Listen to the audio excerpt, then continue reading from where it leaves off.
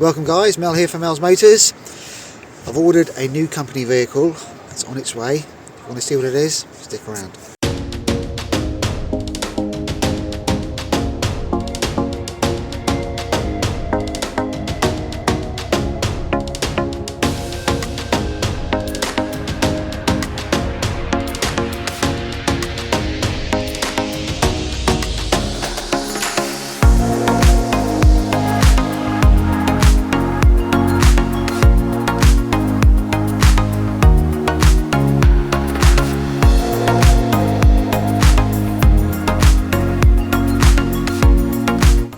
And here is a new vehicle turning up. Yep, we purchased a forklift. We were borrowing next doors and the roofing guys so often, I thought it was about time we bought our own one. Top speed of 8.6 miles an hour, lift 1.8 tonnes. So it's bottomed out due to the small tyres on there, they're so badly worn. The new ones are in the workshop. So just going to get this high ab just to take the pressure off the back and get it off the ramps.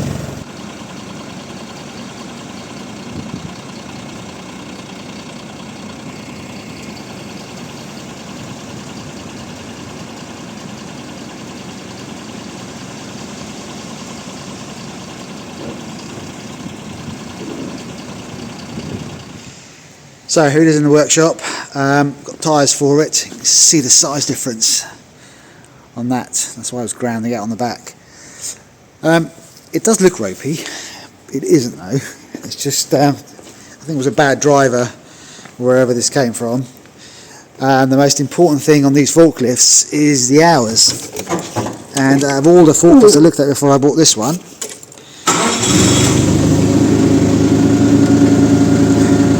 this one has 3,700 hours. Now the average lifespan of a forklift is anything between 10, 12,000 hours, and some of the ones we were looking at, were that sort of hours. And I didn't really want to spend any more time, effort and money on a forklift when I can just buy one, at reasonable time. There's a couple of things missing off this. The cage around the edge is missing. From what I understand, a lot of people take these off because what happens is as the forks go up, it obstructs view, so people remove them.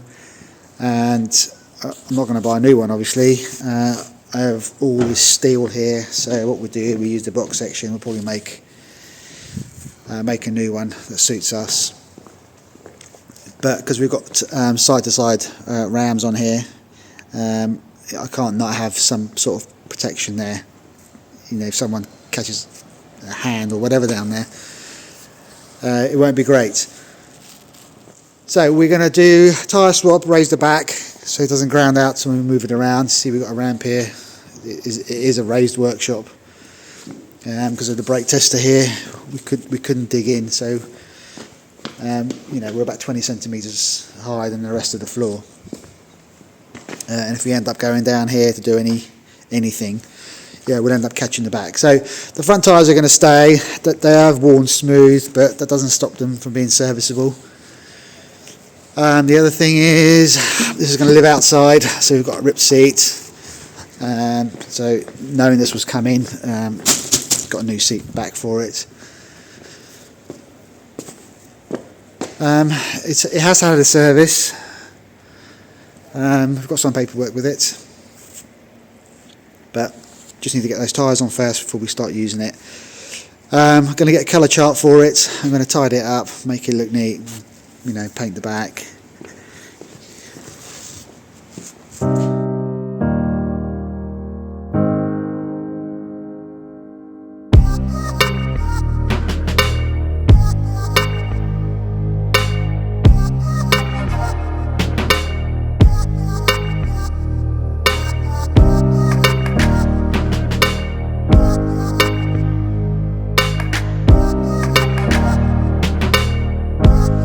Okay, so we're giving it a wash. We need to lift the back up so we get the tyres off, and if you have a look,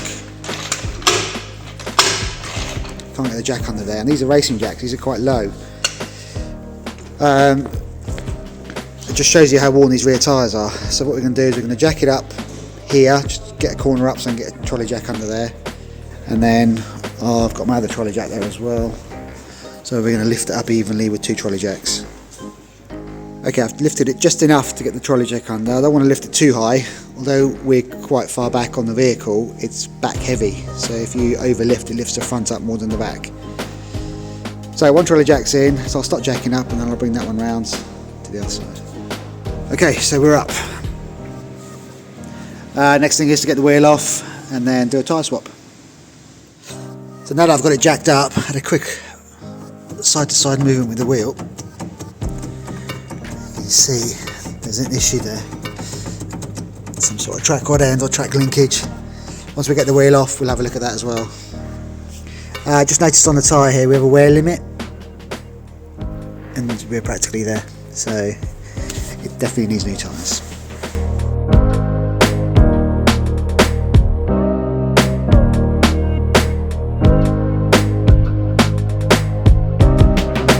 Okay, well I've never changed one of these. I've never got a tyre fitting machine, but these aren't pneumatic, they're solid tyres. With the power of YouTube, obviously we look at YouTube as well for some stuff.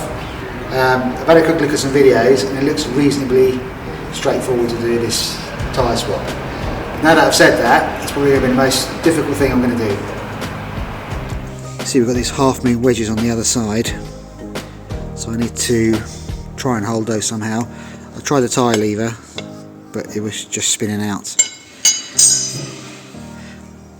Well, I've got my small swan necks, and it's got a curve on the back which sits in the wheel and a flat piece for there.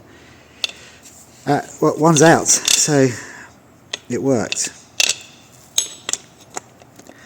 Just got to do the rest of them now.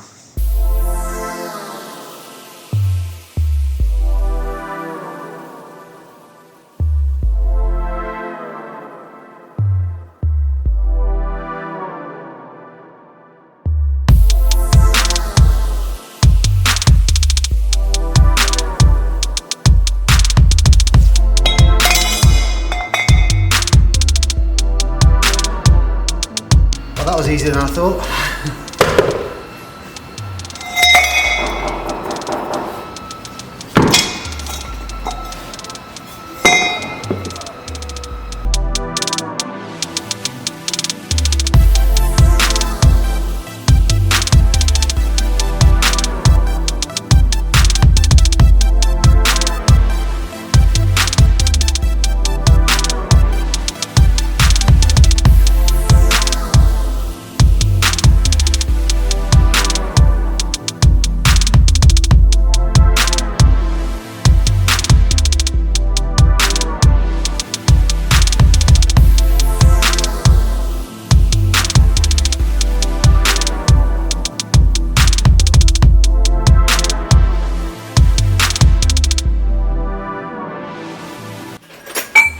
Right, this job just got serious now. I'm over at the press. I've got these big discs, which as it happens fits perfectly in there. Let's stick a second one in there. Extender. And another one on top of that. For good measure, a socket.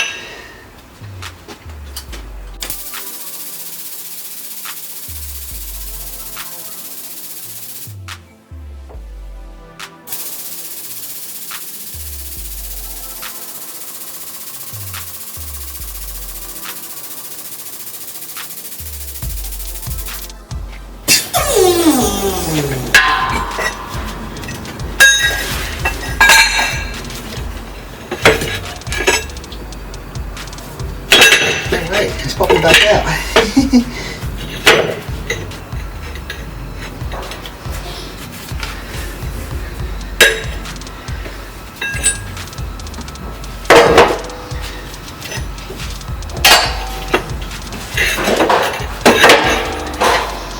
It's coming back out, so let's get it back out and try again.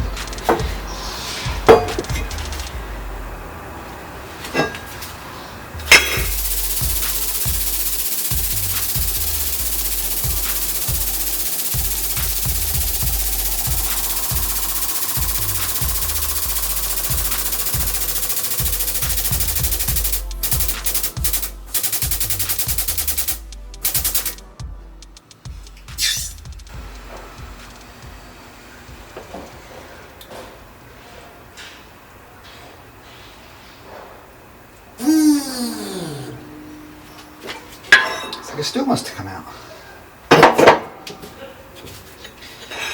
Right, I'm going to stick them both in together.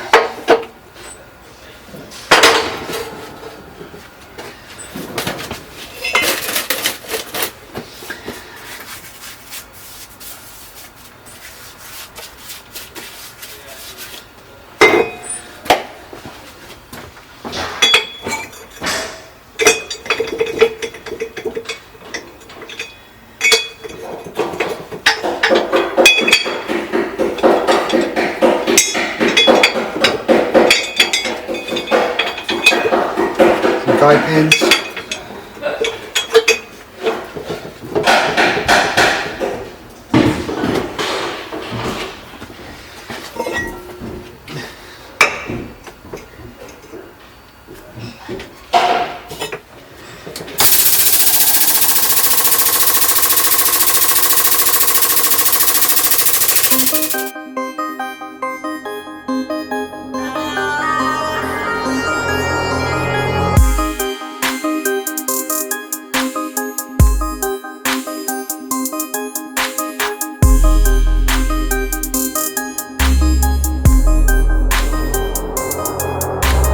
There we go, we got that one on. I managed to get 4 bolts in there. They're only finger loose at the moment, so just got to get the other 2 in and then bolt that up. It's got a tapered edge to it, and these plates are rounded, so as I was pushing it in, it was coming back out. Maybe because I was put tyre paste on it, it didn't like it, so maybe I should put these ones in dry. It might stay there a bit better. So we're going to bolt this up, put it on and go over to the other side. Here's our plate. It's in this steering linkage.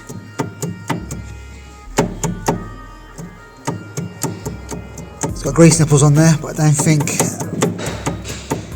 any grease is going to help us with that. So we'll have to take that apart at some point and have a look, see what we can do with it. Okay, I managed to get the bush out. It looks like a bearing style bush.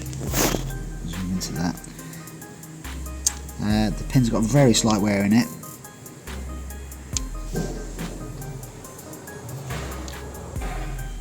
But I don't know if it's worn in there. Okay, so this is the other side.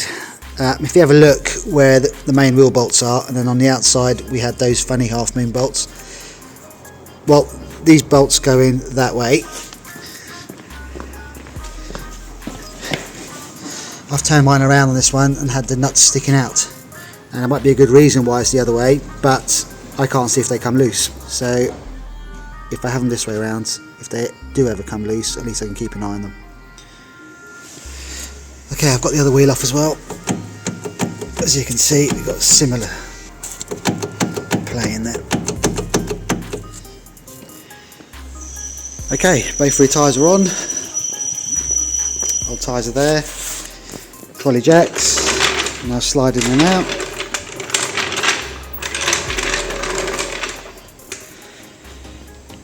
Ready for a road test.